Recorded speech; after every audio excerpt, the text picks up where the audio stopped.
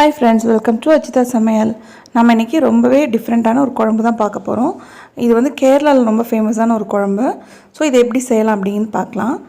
இது வந்து பலாக்கொட்டை எடுத்து வச்சுருக்கேன். பலாக்கொட்டையில் வந்து தோல்லாம் எடுத்துகிட்டு இந்த மாதிரி ரெண்டாக கட் பண்ணி எடுத்து வச்சுக்கலாம்.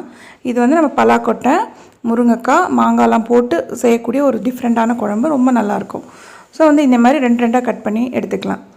நான் ஒரு 20-25 காய் எடுத்து வச்சுருக்கேன் பலாக்கொட்டை.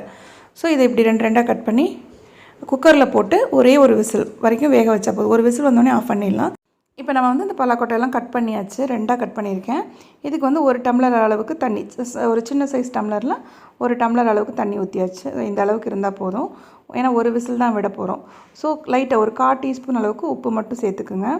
சேர்த்துட்டு குக்கரை மூடி நம்ம வந்து ஸ்டவ்வில் வச்சிடலாம். இது பார்த்திங்கன்னா ஒரு விசில் தான் விடணும். ஒரு விசிலுக்கு மேலே விட்டாச்சுன்னா குழஞ்சிரும், நல்லா இருக்காது. ஸோ ஒரு விசில் வந்த உடனே நம்ம ஆஃப் பண்ணிடலாம். இது குழம்புக்கு தேவையான பொருளெல்லாம் எடுத்து வச்சுருக்கேன். மாங்காய் வந்து மேலே வந்து மெலிசாக இந்த மாதிரி தோல் எடுத்துகிட்டு கட் பண்ணி நம்ம குழம்புல போட்டுக்கலாம். நல்லா க்யூபாக இப்போ நான் கட் பண்ணுறேன் பார்த்திங்களா, அந்த மாதிரி கட் பண்ணி எடுத்துக்கலாம். அப்புறம் முருங்கைக்காய் எடுத்து வச்சுருக்கேன். தக்காளி ஒரே ஒரு பெரிய சைஸில் ஒரே ஒரு தக்காளி எடுத்து அதையும் கட் பண்ணிக்கலாம்.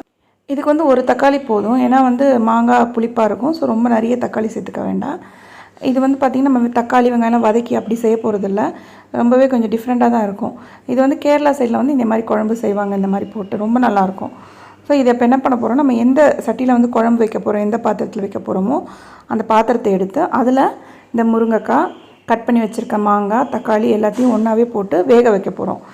மாங்காய் லாஸ்ட்டாக அதெல்லாம் தேவையே இல்லை, கரெக்டாக இருக்கும்.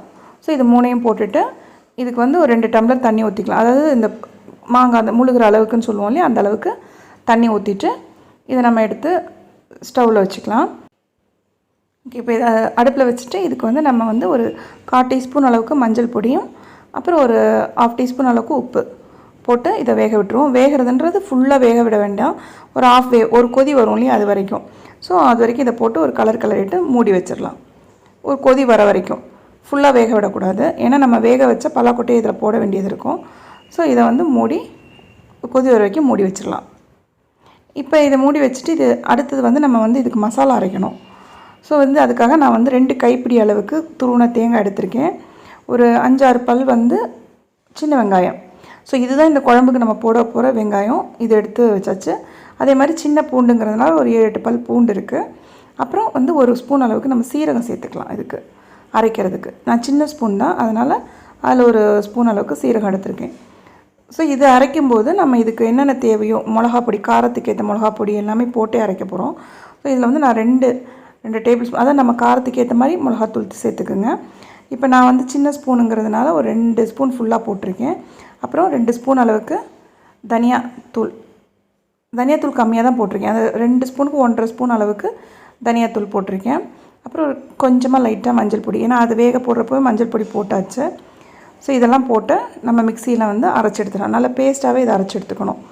ஸோ நம்ம என்னென்ன போட்டிருக்கோன்னா துருவின தேங்காய், ஒரு 6-7 பல் பூண்டு, ஒரு 5-6 பல் சின்ன வெங்காயம், அப்புறம் மிளகா பொடி, தனியா பொடி, மஞ்சள் பொடி, சீரகம் 1 ஸ்பூன், இதெல்லாம் போட்டு நல்லா மையாக அரைச்சி எடுத்துக்கணும். இது ரொம்பவே டேஸ்ட்டாக இருக்கும் இந்த குழம்பு. ஆனால் இதை வந்து திக்காக இல்லாமல் தண்ணியாக வைக்கணும். ஸோ இதை நல்லா அரைச்சி எடுத்துக்கலாம், நல்லா பேஸ்ட்டாக அரைச்சி எடுத்துக்கணும். ஓகே, இப்போ நம்ம வந்து இது நல்லா மையாக அரைச்சி எடுத்தாச்சு. பாருங்கள், நல்லா நைஸாக அரைச்சி எடுத்துட்டோம். ஸோ குறைன்னு அரைச்சி நம்ம குழம்புல போட்டோம்னா நல்லா இருக்காது, நைஸாக அரைச்சிக்கணும், அவ்வளோதான். அதுக்கப்புறம் வந்து பலாக்கொட்டை ஒரு விசில் விட்டோம் இல்லையா, ஸோ அதையும் நல்லா வேக வச்சு எடுத்தாச்சு. பாருங்கள், கரெக்டாக வந்து நம்ம ஒரே ஒரு விசில் விட்டு உடனே எடுத்துட்டோம். அதனால தான் கரெக்டாக பர்ஃபெக்டாக வந்திருக்கு. ஸோ கரெக்டாக வந்துருச்சு.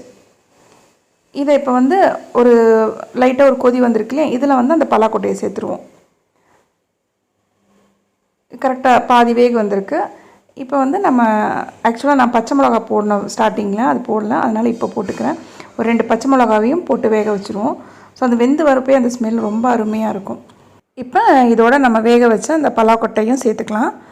சேர்த்து எல்லாத்தையும் ஒரு கிளறி விட்டுட்டு ஒரு 10லேருந்து ஒரு 15 செகண்ட் வரைக்கும் நம்ம இதை வந்து மூடி வச்சுருவோம். ரொம்ப நேரம் மூடி வைக்க வேண்டிய அவசியம் கிடையாது, ஒரு 10 to 15 செகண்ட்ஸ் போதும். இப்போ ஒரு 10 செகண்ட் ஆகிடுச்சு. இப்போ நம்ம அந்த குழம்புக்கு மசாலா அரைச்சி வச்சுருக்கோம் இல்லையா, நல்லா அந்த மசாலாவை இந்த குழம்புல சேர்த்துக்கலாம். குழம்பு வந்து திக்காக இருக்கக்கூடாது, தண்ணியாக தான் இருக்கணும். அதுதான் நல்ல டேஸ்ட்டாக இருக்கும் நமக்கு. ஸோ இப்போ கொஞ்சம் அந்த மிக்ஸி ஜார்லேயே கொஞ்சம் தண்ணியெல்லாம் ஊற்றி இதில் கலந்து விட்ருவோம். நம்ம குழம்பு வந்து கொஞ்சம் தண்ணியாகவே இருக்கா பார்த்துக்குங்க. நல்லா கிளறி விட்டுருவோம். எல்லாம் நல்லா கலந்து வர அளவுக்கு கிளறி விட்டுருவோம். ஏன்னா மாங்காய்லாம் வந்து நல்லா வெந்து கரெக்டாக வந்திருக்கு. அதனால் ரொம்ப நேரம் கொதிக்கணும்னு அப்படி அவசியமே கிடையாது. உப்பு கொஞ்சம் கம்மியாக இருக்குது. ஸோ தேவையான அளவுக்கு உப்பு போட்டுக்கலாம். இது வந்து ரொம்ப நல்லாயிருக்கும். ஒரு மாதிரி அந்த முருங்கைக்காய் வாசனை, மாங்காவோட புளிப்பெல்லாம் சேர்ந்து ரொம்ப டிஃப்ரெண்ட்டாக இருக்கும் அந்த குழம்பு. டெஸ்ட் பண்ணி பார்த்துட்றேன் குழம்புல இப்போ உப்பு இருக்கா அப்படின்னுட்டு. கொஞ்சம் உப்பு வந்து கம்மியாக இருக்குது, உப்பு போட்டுக்கலாம். கடைசியில் உப்பு செக் பண்ணிக்கிறது ரொம்ப நல்லது. முன்னாடியே போட்டுட்டோன்னா கஷ்டம். ஓகே, அவ்வளோதான். நம்மளுடைய சூப்பரான குழம்பு வந்து ரெடி ஆகிடுச்சு. அருமையாக இருக்குது, வாசனை சூப்பராக இருக்குது. இந்த குழம்புலாம் இந்த குழம்பு வச்சுட்டு எதாவது மீன்லாம் பொரிச்சிட்டு சைட் டிஷ்ஷாக வச்சு சாப்பிடும்போது சூப்பராக இருக்கும். இப்போ இதுக்கு முக்கியமான விஷயம் என்னென்னா குழம்பு நம்ம தாளிக்கிறது தான். ஸோ குழம்பு வந்து மிக்ஸ் பண்ணிட்டோம். அரைச்ச மசாலாலாம் போட்டு சிம்மில் வச்சுருக்கேன். இப்போ வந்து நான் வந்து இதுக்கு தேங்காய் எண்ணெய் ஊற்றிக்கிறேன். தேங்காய் எண்ணெய் ஊற்றி தான் தாளிக்கிறேன். குழம்பு டேஸ்ட் இன்னும் நல்லாயிருக்கும். ஸோ தேங்காய் எண்ணெய் ஊற்றிட்டு எண்ணெய் காஞ்சிட்டோம். இப்போ வந்து ஒரு 1/2 டீஸ்பூன் அளவுக்கு நான் கடுகு போட்டிருக்கேன். கடுகு பொரிஞ்சிடும்.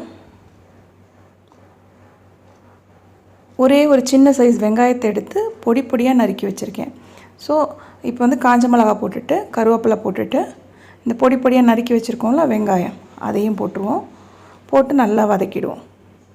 வெங்காயம் வந்து நல்லா வதங்கணும், அந்தளவுக்கு வதக்கிடணும். இது வந்து நம்ம தாளிக்கிறதுக்கு. ஸோ இது நல்லா வதக்கிடுங்க. பச்சை பச்சையாக இருந்து போட்டோன்னா குழம்புக்கு நல்லா இருக்காது. ஸோ இது நல்லா வதங்கி வந்துருச்சு. இது வந்து இன்னும் குழம்புக்கு நல்ல ஒரு வாசனையை கொடுக்கும், நமக்கு ரொம்ப டேஸ்ட்டாக இருக்கும். ஸோ பாருங்கள், வெங்காயம்லாம் நல்லா வதங்கி வந்துருச்சு. இப்போ இதை எடுத்து அந்த குழம்புல நம்ம சேர்த்துக்கலாம். அவ்வளோதான், குழம்பு வந்து ரெடி ஆகிடுச்சு. மாங்காய், முருங்கைக்காய், பலாக்கொட்டை போட்ட குழம்பு வந்து சூப்பராக ரெடி ஆகிடுச்சு.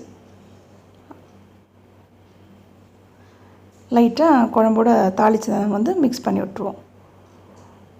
ஸோ மாங்காய்லாம் நான் ஒன்றா தான் போட்டு வேக வச்சேன். கரெக்டாக இருக்குது. ரொம்ப நேரம் வேக விடாமல் பக்கத்துலேயே இருந்து பார்த்து செஞ்சோன்னா பர்ஃபெக்டாக வந்துடும். மாங்காய்லாம் குழையாமல் கரெக்டாக இருக்குது. ஸோ இதே போல் நீங்களும் உங்கள் வீட்டில் ட்ரை பண்ணி பாருங்கள். உங்களுக்கு இந்த வீடியோ பிடிச்சிருந்துச்சுன்னா கண்டிப்பாக லைக் பண்ணுங்கள், ஷேர் பண்ணுங்கள், சப்ஸ்கிரைப் பண்ணுங்கள். பக்கத்தில் இருக்க பெல் ஐக்கானை கிளிக் பண்ணுங்கள் friends. Okay, bye, see you.